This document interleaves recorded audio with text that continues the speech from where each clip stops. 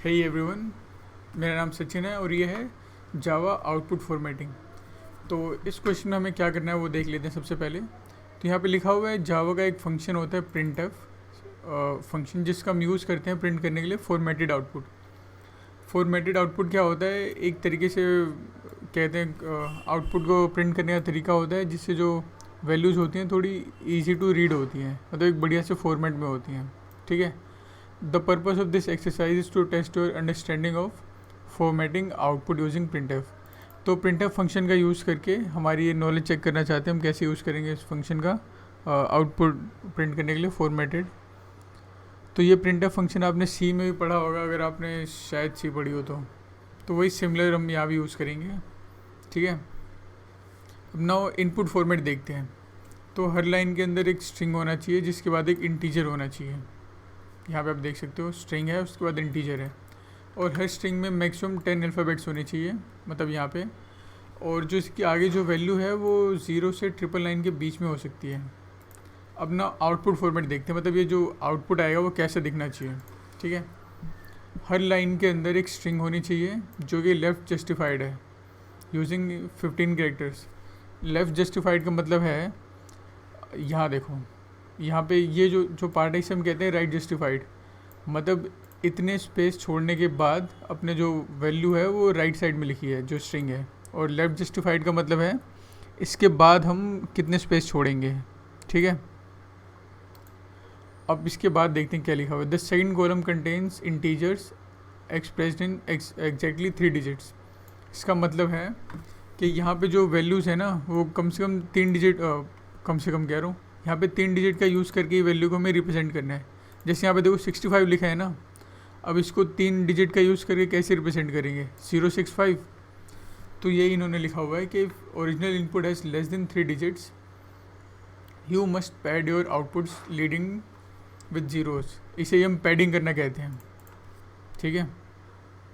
अब एक्सप्लेनेशन यहाँ पे दे रखी है जो यहाँ मैंने बताई थी ना, उसका हम कोड देखते हैं। ठीक है। तो पहले एक बार कोड पढ़ के देखते हैं क्या लिखा हुआ है।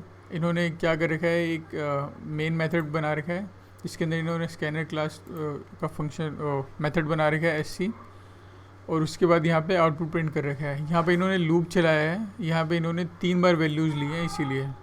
ठीक है। तो यहाँ पे इन्होंने इंटीजर वैल्यू ले लिए x और स्ट्रिंग वैल्यू ले लिए S1। अब हमें इससे प्रिंट करना है, तो इसके लिए हम system.out.println का यूज़ करेंगे। out.println कह रहा हूँ, प्रिंट एफ का यूज़ करेंगे क्योंकि हमें फॉर्मेटेड आउटपुट प्रिंट करना है। तो यहाँ पे सबसे पहले हम ये वाला देखते हैं। सबसे पहले हम ना जो यहाँ पे हमें 15 स्पेस छोड़ने हैं इसको देखते हैं। इसके लिए यहाँ पे आओ, ये देखो %s यूज़ करते हैं हम स्ट्रिंग के लिए, ऐसे हम %d यूज़ करते हैं इंटीजर्स के लिए, और %f यूज़ करते हैं फ्लोट के लिए। ऐसे करके ये नोटेशंस होते हैं। ठीक है। तो यहाँ पे राइट जस्टिफाइड करने के लिए यहाँ पे इन्होंने % के बाद 15 लिख दिया है, और उसके बाद यहाँ देखो 15 का गैप आ गया है, और यहाँ पे इन्होंने माइनस लगा दिया तो ये गैप और राइट साइड में चला गया और वैल्यू लेफ़्ट साइड में आ गई है, मतलब लेफ़्ट पैडिंग हो गई है। ठीक है। तो हम इसका यूज़ करते हैं। तो सबसे पहले हम यहाँ पे जो हमारी वैल्यू है उसका फॉर्मेट लिखेंगे, जिसके लिए हम लिखेंगे %s। एक बार प्रिंट करके देख लेते हैं वैल्यू को S1। और जो ये वाला मेथड होता है ना, इसमें हम ये जो वैल्यू होती है कोमा लगा के लिखते हैं, पास करते हैं मेथड के अंदर। एक बार मैं इसको रन करके दिखाता हूँ ये कैसे दिखेगा। ये देखो ये अपनी वैल्यूज़ आ गई हैं। ठीक है। सॉरी, नीचे। और ये सारी वैल्यूज़ एक साथ आ गई हैं क्योंकि इनके बीच में हमने कोई गैप नहीं दिया है। नाउ अब इनके बीच में हमें पैडिंग देनी है ना, तो यहाँ पे हम देंगे 15 की पैडिंग, और एक लगाएंगे \n। क्यों? क्योंकि ये जब ये वैल्यू एक ये प्रिंट हो जाए, जैसे मान लो जावा प्रिंट हो जाए, उसके बाद वो नेक्स्ट लाइन में पहुँच जाए। अब इसको रन करके देखते हैं।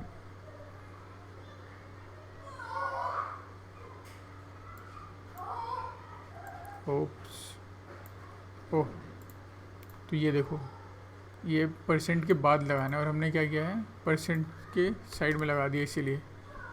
तो यहाँ लगाएंगे, अब ठीक हो जाएगा। ये देखो यहाँ पे हमने इसे राइट जस्टिफाइड बना दिया है, मतलब वैल्यू जो है अपनी राइट में चली गई है 15 कैरेक्टर्स का स्पेस छोड़ के। लेकिन हमें प्रिंट इसके अंदर लेफ़्ट जस्टिफाइड बनाना है, तो यहाँ पे एक माइनस साइन लगाएंगे और वो वैल्यू लेफ़्ट जस्टिफाइड हो जाएगी।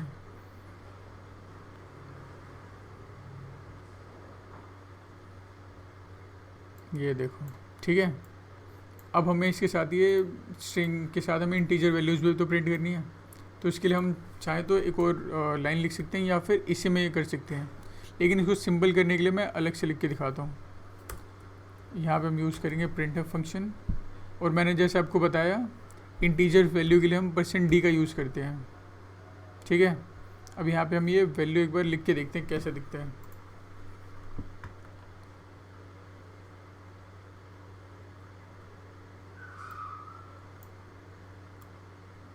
कुछ तो गड़बड़ है दया।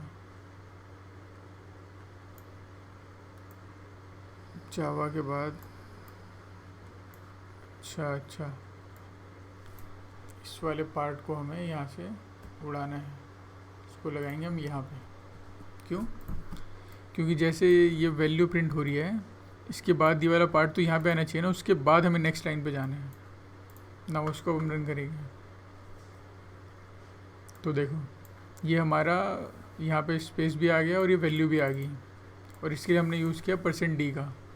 अब इसको हमें फॉर्मेट करना है, तो इसकी पैडिंग कैसे करेंगे उसके लिए एग्जांपल समझते हैं।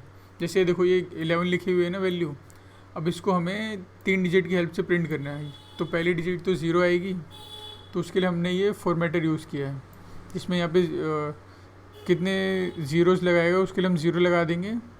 उसके बाद हमें कितने नंबर ऑफ़ डिजिट्स चाहिए, डिजिट्स मतलब यहाँ पे 3 डिजिट्स हैं, यहाँ पे 2 डिजिट्स हैं, तो उसके लिए हम यहाँ पे वैल्यू लिखेंगे और यहाँ पे d लिखेंगे, क्योंकि हम ये इंटीजर के साथ कर रहे हैं।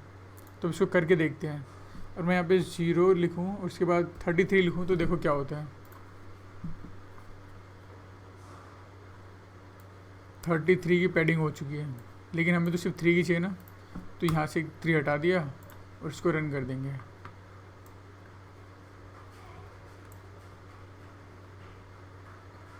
तो हमारा प्रोग्राम चल गया।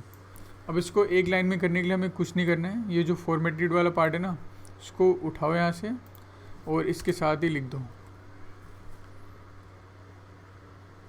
कोमा देखें।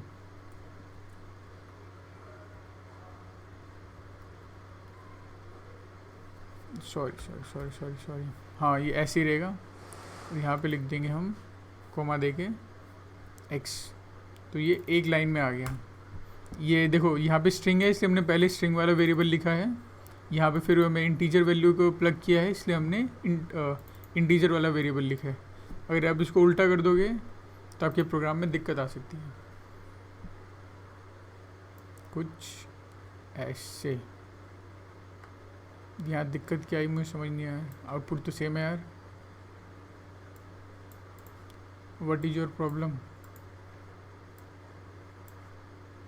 Output is actually same, may be एक पैडिंग बढ़ गई हो, तो मैं इसको एक साथ लगा देता हूँ।